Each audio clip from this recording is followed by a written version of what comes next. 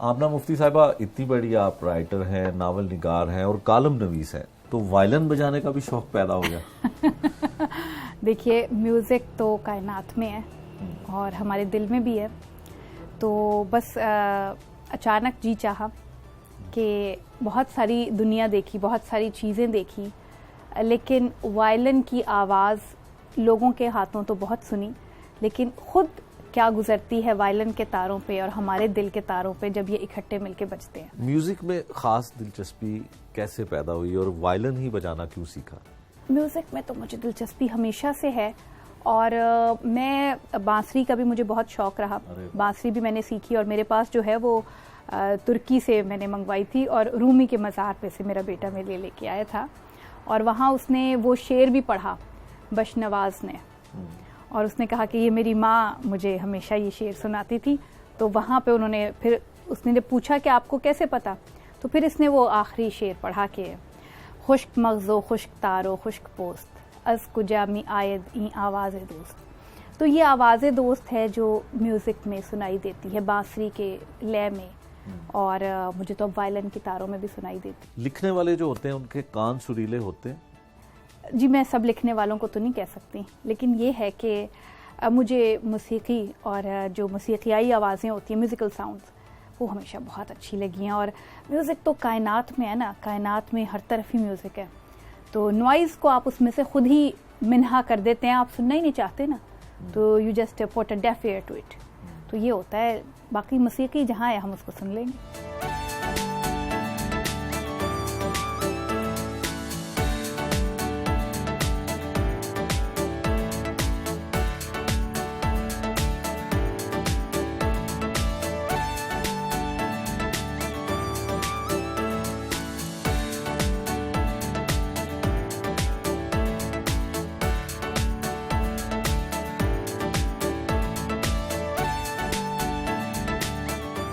آمنہ صاحبہ، آپ کے نام کے ساتھ مفتی لگتا ہے، تو مفتی تو ایسے لگتا ہے کوئی بہت بڑا کوئی عالم ہو سکتا ہے یا کوئی مذہبی آدمی ہو سکتا ہے، کیا وجہ ہے آپ کے نام کے ساتھ مفتی لگنے کی؟ جی، مفتی تو واقعی جن کو فتویٰ دینے پہ عبور حاصل ہو ان کے نام کے ساتھ لگتا ہے۔ اصل میں ہمارا فیملی نیم آپ اس لحاظ سے کہہ سکتے ہیں کہ مسلم امپائر جب اسٹیبلش ہوتی ہے ہندوستان میں، تو ہمارے بڑوں کو شہاب الدین غوری بخارا سے لے کے آئے تھے، شیخ عمر الدین کو۔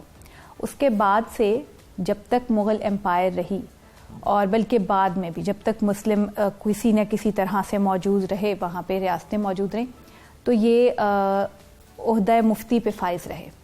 تو جب 800 سال مفتی رہے تو وہ شاید میرا خیال ہے جینیٹک میموری کا حصہ بن گئی، تو وہ ہمارے ساتھ ایک فیملی نیم کے طور پہ لگ گیا، جیسے قاضی بہت سے لوگ لگاتے ہیں، تو وہ شاید ایک نوسٹیلجیا ہے، شاید ایک ایسی چیز ہے کہ وہ پھر ہم نے اپنے نام کے ساتھ لگا لی۔ ویسے خاتون تو میرا خیال ہے کہ مفتی ہو نہیں سکتی، لیکن بہرحال وہ ایک فیملی نیم ہے تو ساتھ لیے پھر۔ لکھنے کا شوق کیسے پیدا ہوا؟ بچپن سے تھا؟ یہ بڑا مشکل کام ہے، اور تنہائی میں کرنے والا کام، اور تنہائی پسند جو لوگ ہوتے ہیں وہ یہ کام کرتے ہیں۔ جی، لکھنے کا شوق اس کی کوئی ابتدا میں نہیں سمجھتی کہ ہوتی ہے، میرا خیال ہے کہ یہ چیز ان بورن ہوتی ہے، گفٹڈ ہوتی ہے۔ تو کہانیاں سننے کا شوق تھا، کہانیاں کہنے کا شوق تھا، اور شاید میں نے جب سے آنکھ کھولی ہے تو مجھے کہانی کہنی تھی اور باتیں کرنے کا بھی بہت شوق تھا، اور ایک ڈریم ورلڈ میں ہمیشہ میں رہتی تھی، خواب میرے بڑے طویل اور بڑے سلسلے وار خواب ہوتے تھے، تو وہ بس وہی لکھنے کے شوق میں آ گیا، کیونکہ آپ کب تک لوگوں کو سنائیں گے، کب تک کوئی سنے گا۔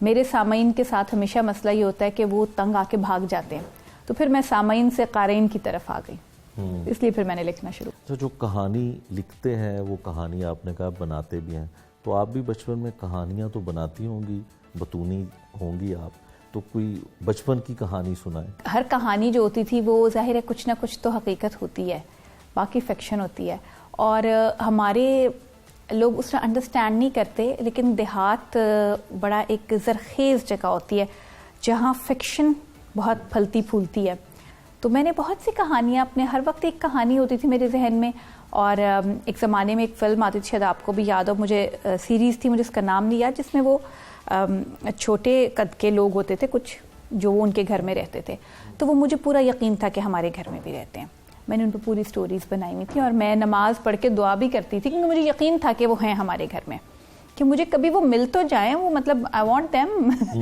کھیلنے کھلونے تو بات نہیں کرتے, وہ ہوں گے تو وہ بات کریں گے. تو وہ میں ابا کو اکثر سنایا کرتی تھی نا کہ وہ مجھے وہاں ملے, وہ یہ وہ سن لیتے تھے, اور کبھی انہوں نے یہ نہیں کہا کہ تم جھوٹ بول رہی ہو, کیونکہ وہ جھوٹ نہیں تھا نا, وہ کہانی تھی, وہ فکشن تھا. تو وہ بڑا اب بھی یاد کر کے مجھے ہنسی آتی ہے کہ وہ بڑے غور سے سنتے تھے, اچھا پھر کیا ہوا, اچھا پھر آگے کیا ہوا, پھر آگے کیا ہوا, پھر وہ مجھے آگے کہانی بتانی پڑتی تھی. چھوٹی کہانی ہوتی تھی لیکن ان کی وجہ سے میں پھر اس کو طویل کرتی تھی. تو کہانی میں جھوٹ شامل ہوتا ہے یا شامل کرنے کی گنجائش ہوتی ہے؟ دیکھیے فکشن تو ہے ہی ورک آف امیجنیشن, اور امیجنیشن میں سچائی اس حد تک تو ہوتی ہے کہ وہ آپ کو خواہش ہوتی ہے کہ یہ سچ ہو جائے, لیکن وہ رپورٹنگ تو نہیں ہوتی نا, گزرے ہوئے واقعات تو نہیں ہوتے. تو اس لیے جھوٹ تو ہم نہیں کہہ سکتے اس کو, بٹ امیجنیٹو چیزیں ہوتی ہیں. اب فیری ٹیلز میں ہمیں یقین ہوتا ہے کہ پریاں ہیں اور پری یہ بھی کرتی ہے, یہ بھی کرتی ہے. اب میرا خیال ہے کہ پری ہم نے دیکھی نہیں, لیکن ہم سب بلیو کرتے ہیں کسی نہ کسی سٹیج پہ کہ فیریز ہوتی ہیں, تو یہ جھوٹ تو نہیں ہے.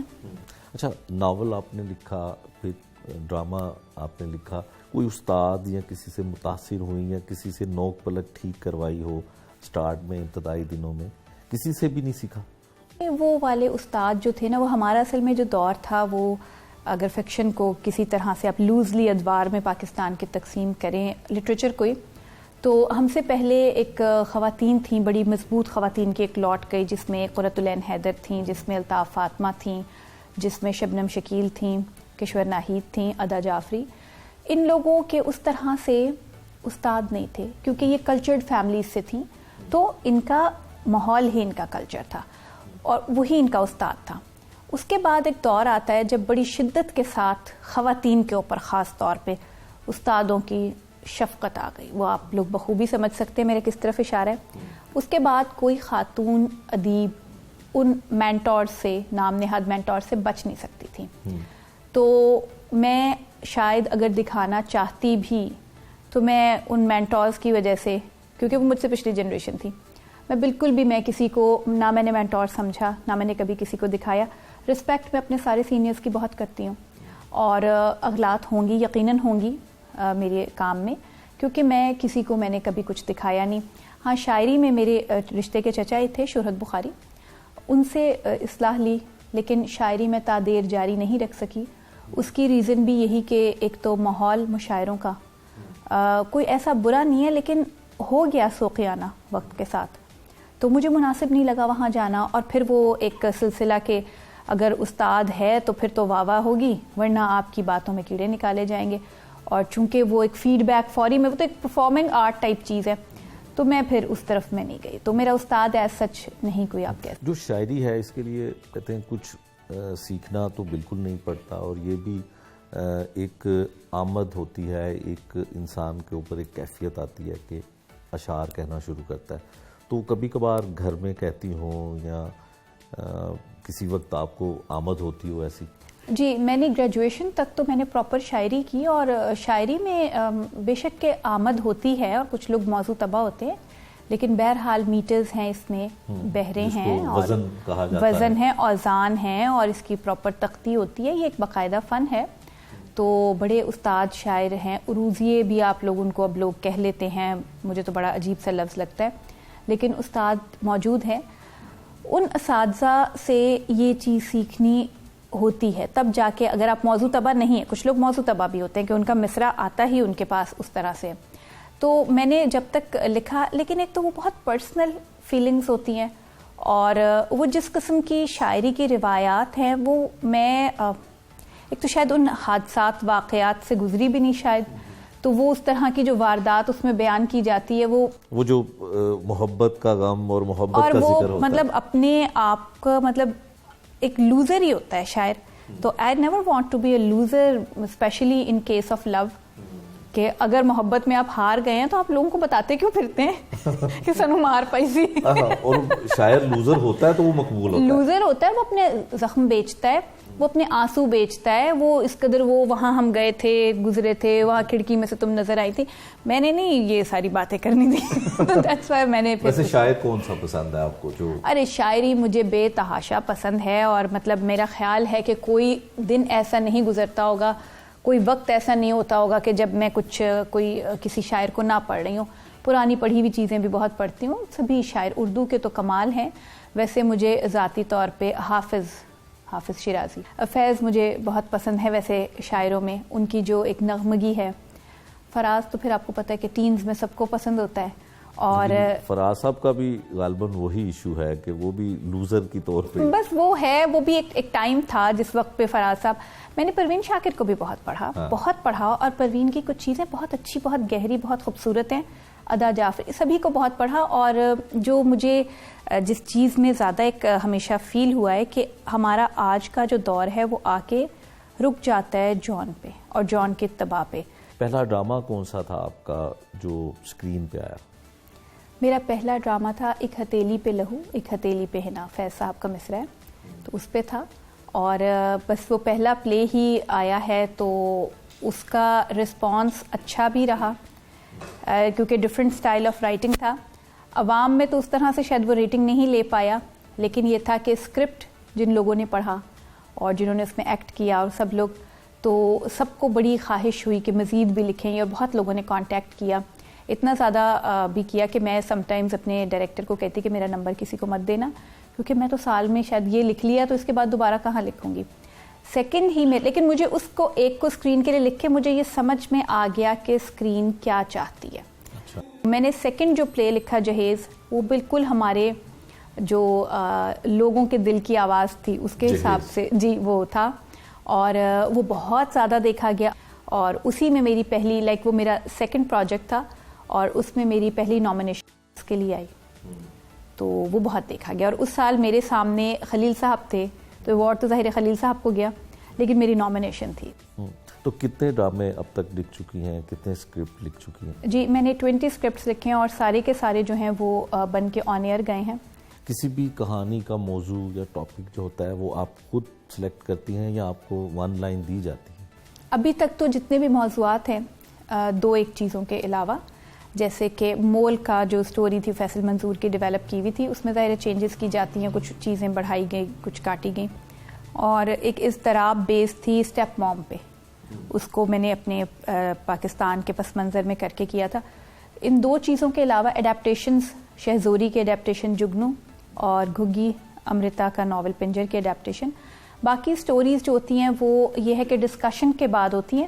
ٹوٹلی میرا آئیڈیا تو ظاہر اس طرح سے اس لیے نہیں ہوتا کہ کمرشلی اس کو وائبل بنانا ہوتا ہے. الو برائے فروخت نہیں, ٹوٹلی میرا آئیڈیا تھا, اور اس میں کسی بھی طرح سے کوئی کسی کا وہ نہیں تھا کہ کوئی کنٹریبیوشن ہو یا کسی نے کوئی کسی طرح ایڈٹ کیا ہو, اس میں ایڈیٹنگ بھی نہیں تھی.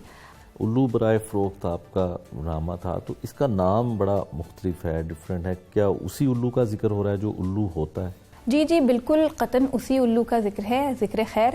اصل میں یہ میرا ایک بہت چھوٹا سا مختصر افسانہ تھا, الو برائے فروخت نہیں, اور اس میں میں نے بہت ساری چیزیں جو ہمارے دیہی پس منظر کی, اور ہمارے ہاں جو کچھ اب تو شاید میرا خیال ہے کہ نہیں ہوتا ہوگا, لیکن ہم نے اپنے بچپن میں جو دیکھا کہ جائیداد کے لیے بہنوں کی شادیاں نہیں کی جاتی تھیں, اور تعلیم آ چکی تھی. یعنی اس سے پہلے کا تو دور تھا نا کہ غیر تعلیمی یافتہ خواتین تھیں, اب تو تعلیمی یافتہ, اعلیٰ تعلیمی یافتہ لڑکیوں کے اوپر زندگی کے دروازے کیسے بند کیے جا رہے تھے. اور انہی میں سے مطلب وہی لڑکیاں, کچھ لڑکیاں جو تھیں وہ اسٹیٹس کو کے ساتھ ہیں, کچھ انقلابی ہیں, جو انقلابی ہیں وہ کیسے ہار جاتی ہیں اور کیا ہوتا ہے. تو ان سب چیزوں کے ساتھ ہماری ایک فوک وزڈم, ایک باپ کا کیریکٹر, اچھے باپ بھی تو ہوتے ہیں, ہر باپ برا نہیں ہوتا, تو وہ تمام کردار اس میں, اور ایک جو ہماری علاقائی انا ہے بار کے علاقوں کی, سروائیول کی خواہش ہے, وہ سب چیزیں اس میں تھیں. تو الو مجھے ہمیشہ علم و دانش کا سمبل لگا ہے. تو میں یہ سمجھتی ہوں کہ ہماری فوک وزڈم کبھی بک نہیں سکتی, وہ آج بھی وہیں انٹیکٹ ہے, حالانکہ ہم اپنے آپ کو بڑا حقیر سمجھتے ہیں, اور ہمیشہ ہمارا خیال ہوتا ہے کہ ہم تو بے وقوف قوم ہیں, انگریز ہی تھے عقل مند، ظاہر کلونیل امپیکٹ جاتے جاتے جائے گا، تو وہ چیز میرے ذہن میں تھی اس کو لکھتے ہوئے، تو اس پہ پھر بیس کر کے میں نے یہ افسانہ ڈرامہ کسی بھی لکھا۔ ڈرامے کی یا کسی بھی کہانی کے لیے مشاہدہ بڑا ضروری ہوتا ہے کہ آپ نے ان چیزوں کو قریب سے دیکھا ہو، تو اتنا مشاہدہ اتنی کم عمر میں آپ کو کیسے حاصل ہوا؟ میں نے ایسا سا کہ مشاہدہ تو کیونکہ میں نے بہت ساری تہوں پہ زندگی گزاری، بالکل گراس روٹ لیول پہ بھی، کیونکہ فارم پہ میں ریز ہوئی، تو مجھے جو بالکل ایک جنگلی بچہ ہوتا ہے، مطلب اس طرح سے بھی ہم پلے بڑھے، تو بچے تو بڑے وہ ہوتے ہیں نا، مٹی کو ہاتھ نہیں لگانا، یہ ہے کیا ہے، وہ ہمارا تو وہ احوال نہیں تھا۔ تو گھر آتے تھے تو یہاں تک وہ جیسے کہتے ہیں کہ بھبل گھٹنوں تک وہ ہوتی تھی، اور شکلیں نہیں پہچانی جاتی تھیں کہ کہاں سے یہ بچے تشریف لا رہے ہیں۔ تو ہر چیز کا مشاہدہ ہوتا ہے۔ مٹی جب خشک ہے، جب مئی کا موسم ہے، تو وہ آپ کو ایک اور طرح سے اپنے ساتھ متاثر کرتی ہے، اپنے ساتھ ایک اور اس میں چیز ہوتی ہے۔ جب وہی مٹی آپ اس سے اگست میں کلام کرتے ہیں، اور وہ بارش میں نمی ہوتی ہے اس میں، اور وہ گارے کی شکل میں ہوتی ہے، تو وہ کس طرح آپ سے کلام کرتی ہے اور اس کی کیا کیفیت ہوتی ہے، تو یہ بھی مشاہدہ ہے۔ اور وہی جب آپ کو اکتوبر کے دنوں میں ملتی ہے پپڑیاں بنی ہوئی، اور وہ اس کو دیکھ کے وہ بڑے خوبصورت شکر پاروں کی شکل میں ہوتی ہے، وہ اور طرح کلام کرتی ہے۔ دسمبر کی مہاوٹوں کی، اور یہ والا جو آج کل کا دور ہے کاتک کی، یہاں کی مٹی آپ سے اور وہی مٹی ہوتی ہے۔ تو یہ جب آپ آبزرو کرتے ہیں، آپ عناصر کو دیکھتے ہیں، تو افراد بھی تو عناصر کی طرح ہوتے ہیں، تو پھر آپ ان کو بھی انڈرسٹینڈ کرتے ہیں، پھر آپ ان کی شخصیت کی ان تہوں کو بھی سمجھتے ہیں جن کو سم ٹائمز وہ خود بھی انڈرسٹینڈ نہیں کر رہے ہوتے، تو پھر وہ مشاہدے آپ قالب میں ڈھالتے ہیں کرداروں کے اور لوگوں کے سامنے پیش کرتے ہیں۔ جو کردار ہوتے ہیں، جن کرداروں کا آپ انتخاب کرتی ہیں، تو آپ کے ذہن میں ہوتا ہے کہ یہ فلاں شخص سے کروایا جائے، فلاں اداکار سے کروایا جائے، تو کاسٹنگ جو ہے وہ پروڈیوسر آپ کی مرضی سے کرتے ہیں؟ جی ہمیشہ پوچھتے ہیں، یہ ہمارے یہاں کی ایک اچھی روایت ہے کہ کاسٹنگ ڈائریکٹرز کیونکہ ہمارے یہاں نہیں ہوتے، تو کاسٹنگ کا وہ ہمیشہ پوچھتے ہیں کہ آپ کے ذہن میں یہ کون ہے، کیا ہے۔ تو اویلیبلٹی پہ ڈپینڈ کرتا ہے، اگر وہ لوگ اویلیبل ہوں تو، یا اس ڈائریکٹر کے ساتھ ان کا ٹیم اپ ہو رہا ہو تو وہ آ جاتے ہیں، ادروائز یہ ہے کہ پھر پروڈکشن کی مجبوریاں ہوتی ہیں، پھر ہمیں دوسرے لوگ لینے پڑتے ہیں۔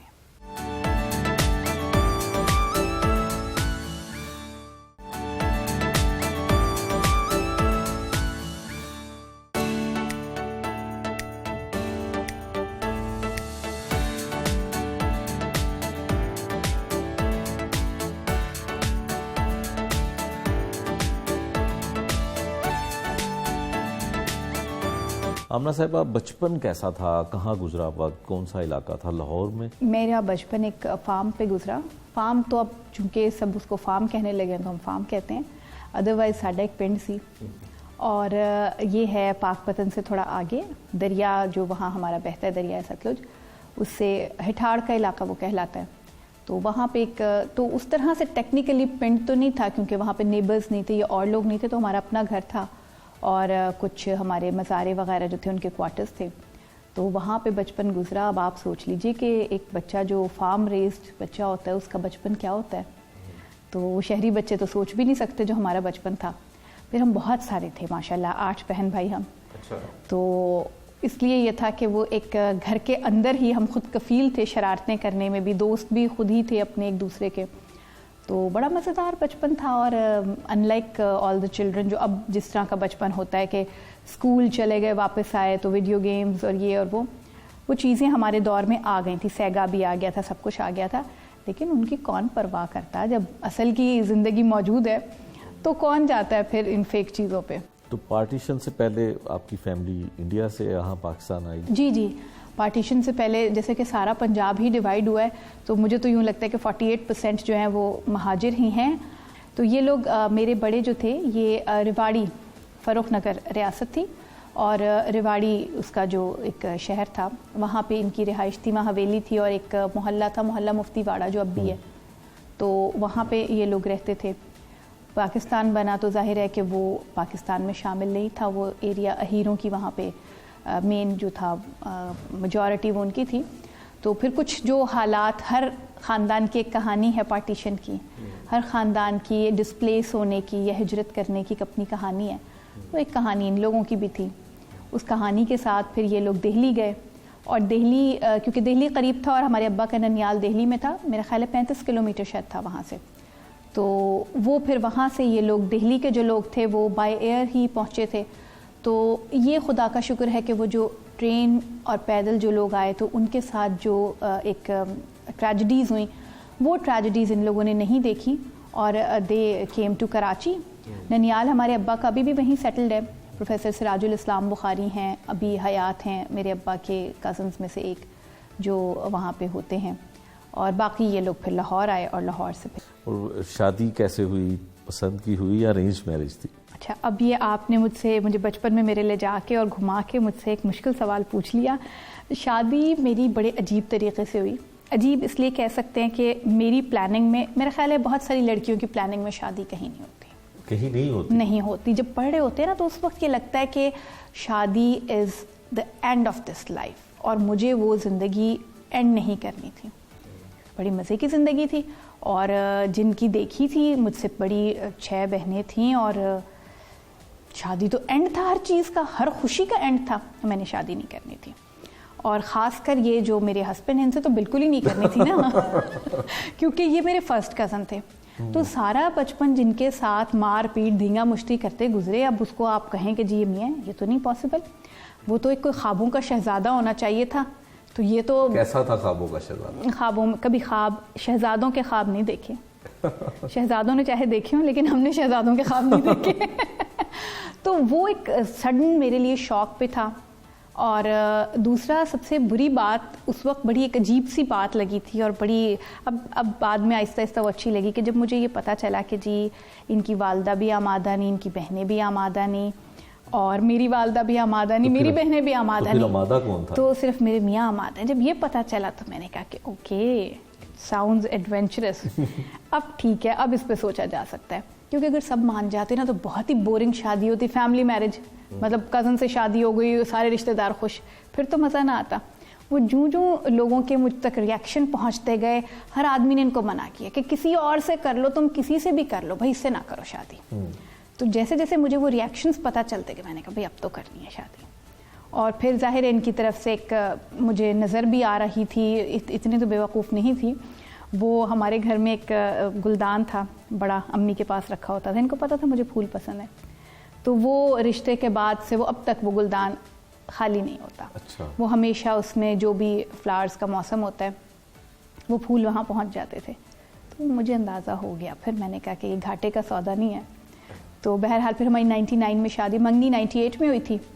اس کے بعد ہمارا طوفانی عشق دیکھتے ہوئے سارا خاندان جل گیا, بھن گیا, اور وہ زیادہ ایک دلچسپ چیز تھی. اور پھر میں نے, ورنہ میرا پلان تھا کہ منگنی ہو گئی نا تو میں PhD کرنے باہر چلی جاؤں گی, پھر کون ہاتھ آتا ہے. لیکن یہ تھا کہ پھر وہ پرزسٹنس, اور پھر ایک ریلیشن ڈیولپ ہو جاتے ہیں, پھر آپ کی پرائرٹیز چینج ہو جاتی ہیں. تو پھر پرائرٹیز چینج ہو گئی, پھر گھر, فیملی, بچے, تو اٹس اے بیوٹیفل لائف. اگر آپ اکٹھے شادی کے بعد آپ کو اسی طرح سے فلاورز ملتے ہیں تو کچھ تبدیلی لگتی ہے؟ کچھ کوئی تبدیلی نہیں ہے, وہی پہلے دن کی طرح سے. میں ابھی بھی کہتی ہوں میں نے تو نہیں کرنی تھی آپ سے شادی, تو کبھی یہ نہیں کہا کہ نہ کرتی اور جان چھوٹتی ہے, یہ وہ ابھی تک وہیں پہ ہیں, ابھی تک وہ میرا دل جیتنے کی کوشش کر رہے ہیں. یہ نہیں پتا ان کو کہ وہ جیت چکے ہیں, لیکن کوشش میں لگے ہوئے. اب آپ رائٹر بھی ہیں, تو معاوضہ اب رائٹرز کو کیسا ملتا ہے؟ زیادہ بھاری معاوضہ ملتا ہے؟ جی, رائٹرز کا معاوضہ بھاری اس لحاظ سے ہم کہہ سکتے ہیں کہ لوگوں کا خیال ہے, لیکن اگر اس کام کو آپ, کیونکہ رائلٹی نہیں ہے دنیا میں, ہر جگہ رائلٹی ہے رائٹرز کی, تو مجھے تو اس لحاظ سے لگتا ہے کہ نہیں, آپ نے رائٹس لے لیے فار گڈ. بہت کس کو مل جاتا ہوگا, جس کو بھی مل جاتا ہوگا تو ان کو کتنا مل گیا, لاکھ مل گیا, 1.5 لاکھ مل گیا. تو اگر ایک پورا آپ نے لکھا ہے تو 4 ملین میں اگر آپ کا ایک سیریل گیا ہے, 4 ملین ایک سال میں ایک سیریل فرض کیجئے آپ لکھتے ہیں, تو 4 ملین میں کیا زندگی گزر جائے گی؟ میں آج کل کی زندگیوں کی بات کر رہی ہوں, جو آج کل کی زندگی ہیں, تو وہ تو نہیں گزرتی, اور رائلٹی نہیں ملتی, تو وہ تو پھر کوئی فائدہ نہیں. میرے خیال میں تو اس پہ سوچنا چاہیے, رائلٹیز ہونی چاہیے, اور اس کو ایک سسٹینیبل چیز ہونا چاہیے تاکہ لوگ اس کو ایز اے پروفیشن آپٹ کریں. ڈرامہ رائٹر ہٹ کیسے ہوتا ہے جس کے معاوضے میں بھی اضافہ ہوتا ہے اور بہت مقبول ہوتا ہے؟ اس کی کیا کرائٹیریا کیا ہوتا ہے؟ دیکھیے یہ جو مشہور ہونے کا ایک فلسفی ہے فیڈ بیک کی، ہمارے لوگ، ہماری کیا ساری دنیا میں عوام بڑے محبت کرنے والے بھی ہوتے ہیں، بڑے ظالم بھی ہوتے ہیں. کئی دفعہ جس چیز کو ہم سمجھتے ہیں نا کہ تکا ہے، وہ تیر بن جاتا ہے، اور جو تیر ہم چلاتے ہیں وہ رائگاں جاتے ہیں. تو اس لیے رائٹر، اچھا رائٹر کیسے بننا ہے، عوام میں مقبول کیسے ہونا ہے، اور ظاہر ہے آپ مقبول ہوں گے تو پھر لوگ آپ کو اچھا معاوضہ بھی دیں گے. اس کی کوئی ٹرک میرے ہاتھ اس سفر میں کبھی نہیں آئی.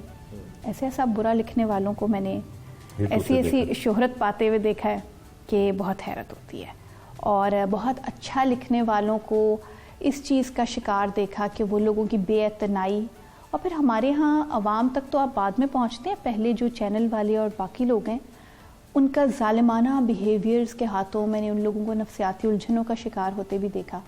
تو یہ ایک بڑی ناانصافی کسی کیفیت ہے ہمارے یہاں. کبھی کوئی ایسا کردار لکھا ہو جو آپ کا دل چاہا ہو کہ خود اس کو کرے؟ نہیں، ایسا کردار کبھی نہیں لکھا، کیونکہ جو کردار میرے ذہن میں، مطلب جو میں کر سکتی ہوں نا، وہ کردار اگر میں لکھوں گی تو وہ ہمارا ٹیلی ویژن نہیں دیکھ سکتا. مطلب جو ہمارے ٹیلی ویژن کے آڈینس ہیں، cable audience, they can't watch it, they can't digest it. تو وہ بات کیوں کہوں جو کسی نے سننی ہی نہ ہو. تو وہ کیریکٹر کبھی اگر کبھی ہمارے آڈینس میں اتنی ٹالرنس آ گئی، نیش آڈینس شاید دیکھ لیں، تو ضرور لکھوں گی.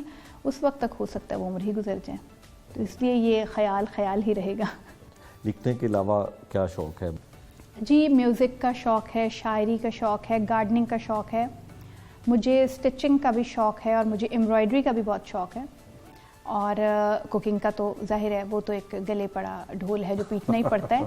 تو لیکن یہ کہ میں جب کوک کرتی ہوں تو میں بہت شوق سے کرتی ہوں. میں گروسری بھی خود ہی بائی کر کے لاؤں گی، اور مطلب میری جب کوکنگ ہوتی ہے تو اس میں کوئی ہیلپ مجھے نہیں چاہیے تھی، میں پھر پورا کام خود کرتی ہوں.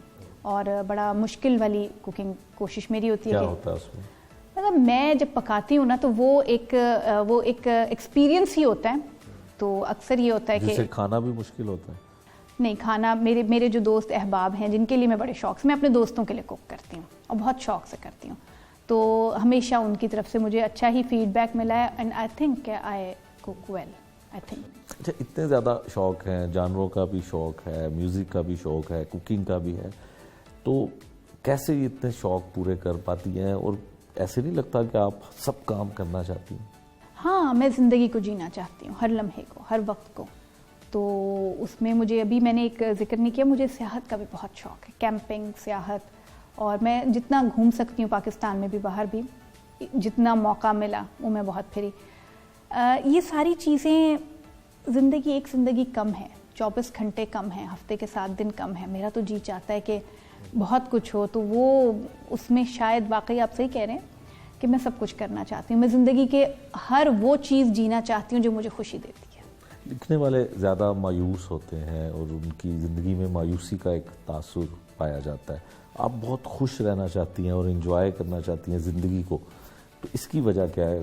سب لوگ تو ایسا نہیں سوچتے لکھنے والے. دیکھیے وہ سب کے سب اندر سے بہت خوش رہتے ہیں، وہ ذرا اوپر سے نا کول لگنے کے لیے ایسے کرتے ہیں کیونکہ اداس لگنا بھی نا ایک فیشن ہے، ایک بڑا وکٹورین فیشن ہے. میں دکھی ہوں، مجھے نہ وہ چھوڑ گئی تھی تو یہ ہو گیا تو وہ ہو گیا. تو بھائی چھوڑ گئی تھی نا، موو آن. تم بھی تو کسی کو چھوڑ کے آئے ہو نا تو وہ یہ ہے کہ خواہ مخواہ کی باتیں کر کے نا تھوڑا سا ذرا دیکھنے میں انسان لگتا ہے کہ اس کو تو ایک دکھ ہے، اور ہم نے دکھ کو نا ہمیشہ گلوریفائی کیا. ہم خوشی کو، ہنسی کو گلوریفائی نہیں کرتے.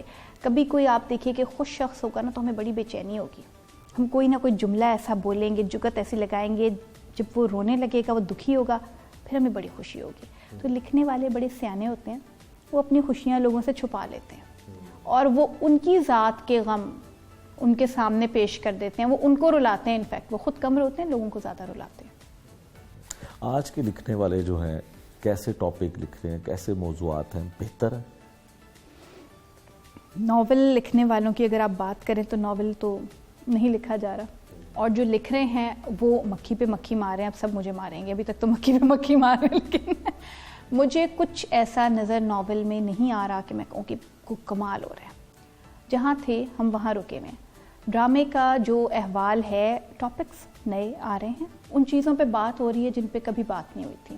بہت ساری ایسی چیزیں ہیں, ایسے ڈھکے چھپے موضوعات ہیں, ان پہ بات ہو رہی ہے, لیکن بات کہنے کا ایک ڈھنگ ہوتا ہے. اور دیکھیے ایسے نہیں ہوتا, مجھے چونکہ شاعری کا اب سے بھی بہت شغف ہے, اور مجھے میں جو ایمبرائڈری کرتی ہوں اس میں اسپیشلی مجھے کراس اسٹچ بہت پسند ہے. یہ جو پینٹ لگی ہوئی ہیں ٹیپیسٹریز, یہ بھی کراس اسٹچ کی ہیں. تو کراس اسٹچ میں ایک ردھم ہوتا ہے, آپ خانے گن کے شیڈ دینا ہوتا ہے تو خانے گن کے آپ دیتے ہیں کہ ایسے ایسے.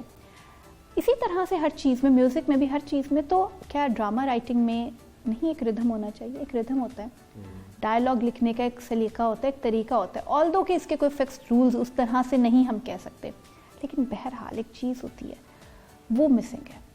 ہر ٹاپک پہ بات ہو رہی ہے, لیکن کاتا اور لے دوڑی والی بات ہے, اس میں ڈیپتھ نہیں ہے. میجورٹی کی بات کر رہی ہوں, چند ایک کو چھوڑ کے. ہمارے ویسے کنٹمپریریز ایسے ہی ہوتے ہیں, ایک آدھی بیچ میں سے اچھا دانہ نکلتا ہے, لیکن ہمارا دور کچھ زیادہ ہی, مواقع زیادہ ہیں, لیکن محنت لکھنے میں ہے, کرافٹ کے اوپر محنت نہیں. تو کون ہے جو اچھا لکھ رہے ہیں, جو چند ہیں؟ میں تو کسی کا بھی نام نہیں لوں گی. تو بس یہ ہے کہ جو ہیں وہ بھی اندھوں میں کانا راجہ ہیں.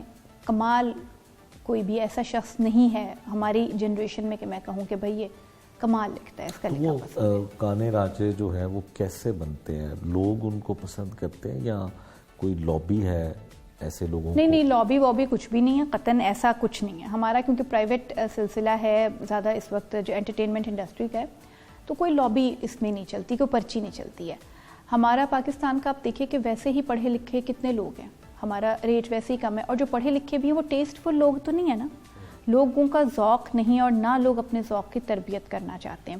اور پچھلے 20-22 سال میں, اس سے پیچھے بھی, ہم نے بڑی محنت کے ساتھ لوگوں کا ذوق برباد کیا ہے, اور خاص کر پچھلے 20 سال میں. تو اب جہاں ان کا ذوق آ چکا ہے, ویسے ہی لوگ پھر ان کے لیے لکھیں گے. وہ جو مٹھی بھر لوگ ہیں وہ پھر پرانے وقت کو یاد کرتے ہیں, آہیں بھرتے ہیں.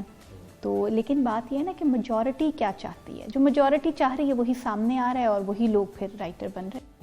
وزیر اعظم پاکستان عمران خان صاحب سے آپ کی ملاقات ہوئی, آپ سمیت رائٹرز کی, کیا ملاقات تھی, کیا اخذ کیا آپ نے, کیا چاہتے ہیں وہ؟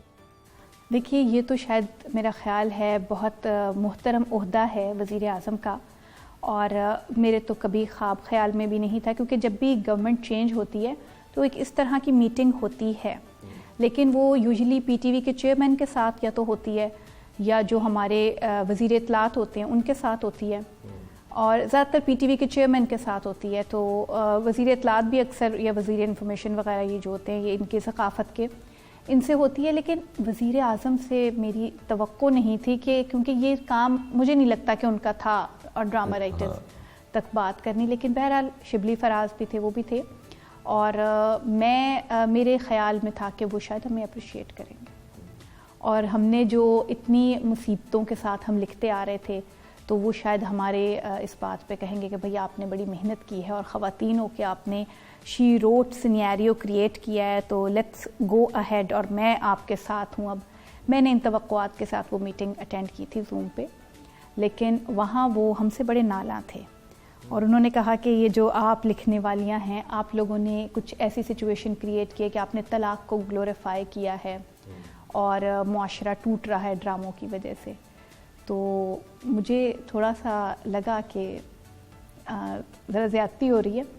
لیکن یہ ہے کہ وہ ایک فادرلی فگر ہوتا ہے وزیر اعظم, اس کو بریف کرنے والے جو لوگ تھے انہوں نے شاید بریف ایسے کیا تھا, I don't know and I can't imagine کہ انہوں نے شاید دیکھے بھی ہوں ڈرامے. میں بریفنگ نہیں لیتا, میں وہی تو کہہ رہی ہوں کہ میں یہ امیجن نہیں کر سکتی کہ انہوں نے ڈرامے دیکھے ہوں گے, اور کون سا ڈرامہ ایسا ہے جس میں طلاق کو گلوریفائی کیا گیا, میرے خیال میں نہیں.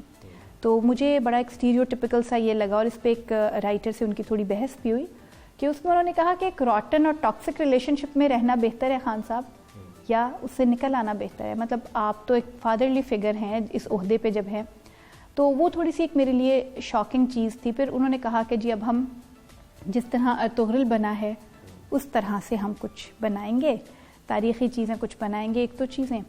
تو اس میں جانے وہ ہمیں کیا بتانا چاہ رہے تھے, مجھے نہیں سمجھ میں آیا. تو انہوں نے کہا کہ تاریخی چیزیں بنائیں گے, تو اس پہ عمل ہوا, کتنا وقت گزر گیا؟ دیکھیے ہم سے تو, کیونکہ حسینہ آپا بھی اس میٹنگ میں تھیں, امجد بھائی بھی تھے, امجد اسلام امجد, تو میرا خیال ہے کہ ان دونوں سے ہی بات چیت کی گئی تھی. پھر حسینہ آپا تو انلکیلی نہیں رہی ہم میں, تو وہ ہی کچھ شاید لکھ رہے ہیں. اور پھر سننے میں آیا ہے کہ کوئی صلاح الدین ایوبی, کوئی ڈاکٹر کاشف انصاری ہیں, ان کے ساتھ مل کے اور حکومت کے تعاون سے بن رہا ہے. میرے علم میں نہیں کہ حکومت اس میں شامل ہے کہ نہیں, لیکن وہ بن رہا ہے, یہ میں نے سنا ہے.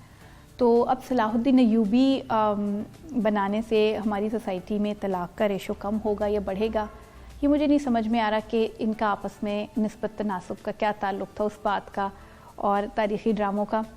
تو بس بڑی کنفیوزنگ چیزیں ہیں اور بڑی ہی کنفیوژن ہے.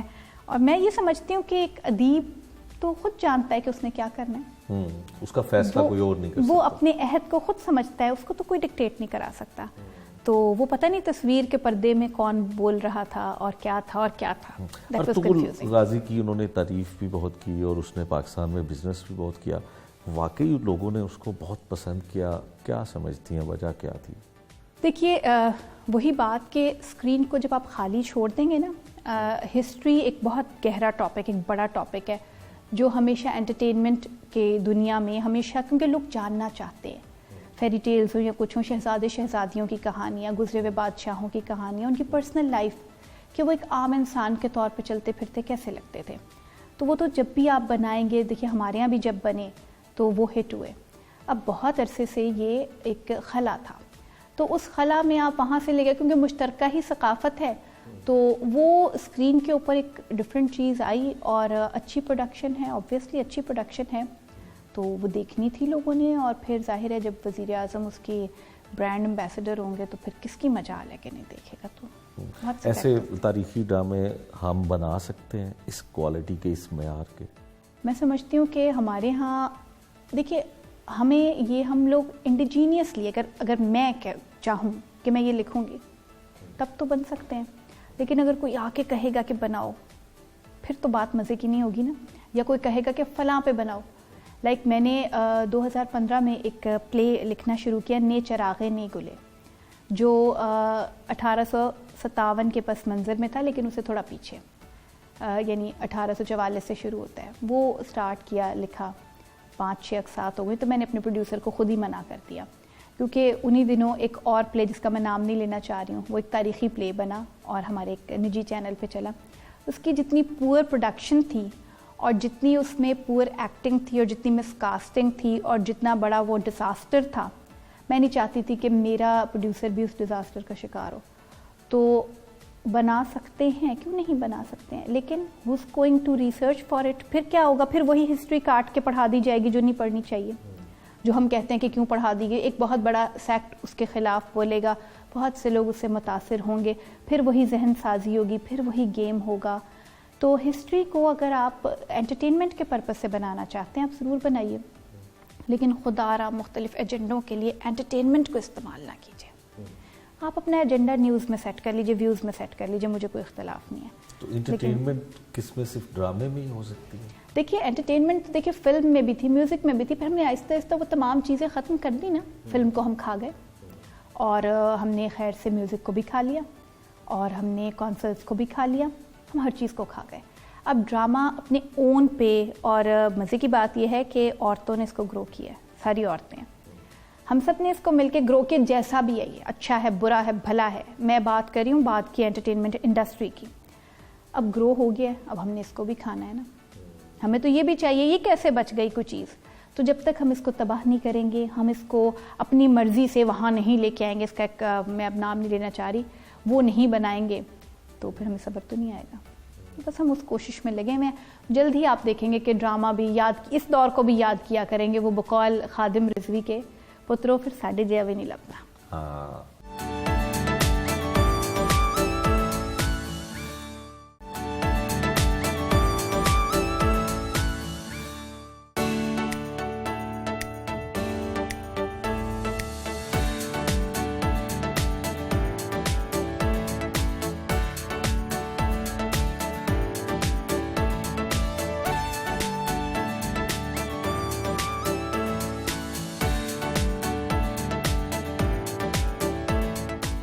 کالم بھی آپ لکھتی ہیں, کیا ٹاپک ہوتے ہیں اس پہ زیادہ؟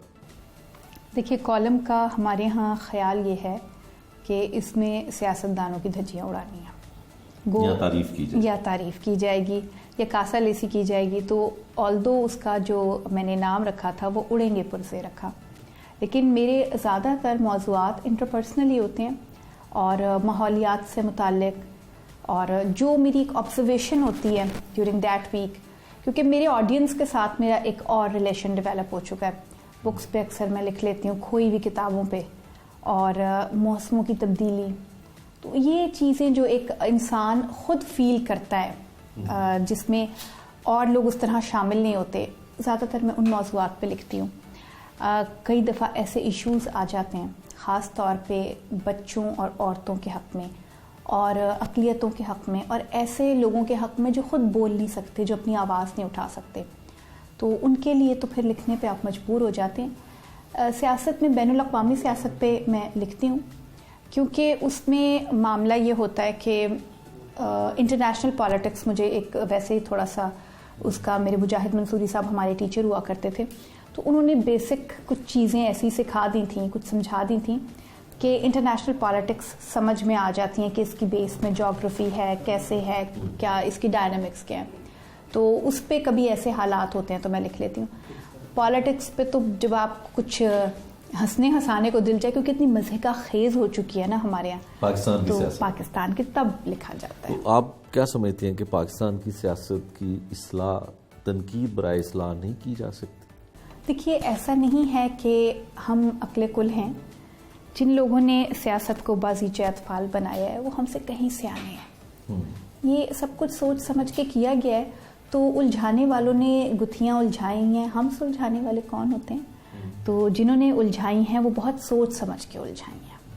ایسا نہیں ہے کہ ان کو علم نہیں ہے کہ سیاست کیا ہے، ایسا نہیں ہے کہ پاکستان میں ایسے پڑھے لکھے لوگ نہیں ہیں، انڈیجینئس سیاستدان نہیں ایسے ہیں. آپ ان کے دیکھیے، ان کی بیٹھکوں میں جو لوگ آتے ہیں وہ گراس روٹ لیول پہ لوگوں سے کتنا قریب ہیں.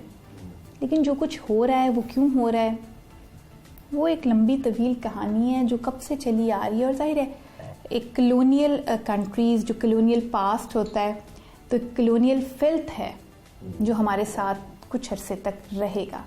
اب گاڈ نوز، کہہ کے تو انگریز یہ گیا تھا کہ 500 سال اگلے ہندوستان کو آزاد نہیں ہونا چاہیے. تو اب دیکھیے 500 سال لگتے ہیں، کتنے برس لگتے ہیں. تو یہ تو جنہوں نے ہمیں یہ نظام دیا تھا جمہوریت کا اور یہ سب کچھ، وہ کہہ کے گئے تھے کہ ابھی یہ 500 سال یہ لوگ تیار نہیں ہیں. دیکھیے آگے کیا ہوتا ہے. سوشل ایشوز پہ آپ بات کرتی ہیں، جو مری میں واقعہ ہوا اس کو آپ کس نظر سے دیکھیں؟ دیکھیے، وہ ایک بدنصیبی تھی، اور اس میں آبویسلی جب کوئی حادثہ ہوتا ہے تو وہ ایک دم تو نہیں ہوتا نا. اس کے پیچھے بہت سارے اداروں کی سستی تھی. ہمیشہ سے مری جاتے رہے ہیں، برف ہمیشہ پڑتی ہے، اسی طرح بہت ٹریفک بھی ہوتی ہے، اسی طرح ون وے بھی ہو جاتی ہے ٹریفک. لیکن میں نے 1 یا 2 گھنٹے سے زیادہ جیم نہیں دیکھا. گرمیوں کے موسم میں بھی لینڈ سلائیڈ ہوتی ہے اور علاقوں میں بھی 1-2 گھنٹے لگتے ہیں، ہارڈلی 3 گھنٹے لگ جائیں گے، اس کو صاف کر دیا جاتا ہے. کیوں نہیں کیا گیا؟ ایسا پہلی دفعہ ہوا ہے. میں نے پہلی دفعہ دیکھا کہ روڈز بلاک واقعی ہوئیں اور لوگوں نے سفر کیا. اچھا، اب جو یہ بات ہے کہ جی لوگ ہوٹلز میں کیوں نہیں چلے گئے، گاڑیاں وہاں چھوڑ کے، اور کیا تھا، وہ تو اب جب مزید تحقیقات ہوں گی تو پتہ چلے گا. یقیناً اس میں یہ بات بھی شامل ہوگی. لیکن ہوٹلوں کے کرائے ہمیشہ ہی راکٹ ہائی ہوتے ہیں، سیزن میں ہمیشہ بہت زیادہ ہوتے ہیں اور آف سیزن بہت کم ہوتے ہیں. تو یہ تو وہاں کی ایک ڈائنامکس ہے، کوئی نئی چیز نہیں تھی. اصل ایشو جو مجھے نظر آتا ہے وہ مجھے نظر آتا ہے کہ روڈ کلیئرنس جو کہ ہمیشہ ہو جاتی تھی، تو وہ بعد میں 2 بیلچے لے کے آپ آ کے سڑک پہ سے یوں کر کے میوں برف ہٹا رہے تھے. تو مجھے تو کچھ سمجھ نہیں آئی کہ اس کے پیچھے کیا تھا. ہمارے پاس کیوں نہیں ہے ابھی تک ایسے آلات کہ ہم وہاں سے اس کو صاف کر سکیں؟ اور جو آلات پہلے تھے وہ کہاں تھے جو ہر سال برف کو صاف کرتے ہیں؟ تو نیگلیجنس ہوئی ہے. کن لوگوں نے کی ہے؟ وہ یقیناً ہوٹل مالکان نہیں ہے، نہ وہ عوام ہیں. وہ لوگ ہیں جن کو وہ روڈز کلیئر رکھنی چاہیے تھیں، کیونکہ رستے کلیئر ہونے چاہیے. اب وہ کون ہیں یہ میں تو نہیں جانتی. جو جانتے ہیں وہ پھر دیکھیں، پکڑیں اور چور پکڑیں. خواتین کے جو حقوق ہیں اس کے لیے پاکستان میں کام ہو رہا ہے؟ دیکھیے، خواتین کے حقوق کے لیے سچ مچ بھی کام ہو رہا ہے، اور ایک فالز بھی ہیں لوگ جو کہ آپ کو پتہ ہی ہے کہ جب قافلے چلتے ہیں تو ان کے ساتھ ٹھگ بھی چلتے ہیں, تو بہت سارے ٹھگ بھی ہیں ہمارے ساتھ. لیکن بہرحال بات ہو رہی ہے. وہ بات کیوں ہو رہی ہے؟ شاید فوراً فنڈنگ لینے کے لیے ہو رہی ہے. جس لیے بھی ہو رہی ہے, بات تو ہو رہی ہے نا. اور اس میں وہ حقوق جو اصل ہیں ان پہ بھی بات ہو رہی ہے, اور ایسے ہیں جو کچھ خاص لوگ چاہتے ہیں دماغوں کو کھولنا تاکہ ان کو جج نہ کیا جائے, ان پہ بھی بات ہو رہی ہے. دونوں پہ ہونی چاہیے. لیکن سب سے مزے کی صورتحال یہ ہے کہ ہمارے مرد حضرات بڑے بے چین ہیں. وہ ہمیں بتانا چاہتے ہیں کہ ہمیں پتہ ہے کہ تمہارے حقوق کیا ہے, جو تم مانگ رہی ہو یہ تمہارے حقوق نہیں ہے, ہمیں پتہ ہے, سانو پوچھو, سانو پتہ ہے. تو مجھے اس ساری صورتحال میں سب سے مزے کا خیز رول جو ہے وہ پاکستانی مردوں کا لگتا ہے. وہ میرا جسم میری مرضی والے, دیکھیے وہ بات اپنی جگہ ہے. اگر ایک آدمی کا جسم اور اس کی مرضی ہے تو عورت کا بھی جسم اور اس کی مرضی ہے. اس میں کوئی ایسی پریشان ہونے کی بات تو نہیں ہے. Simple as that.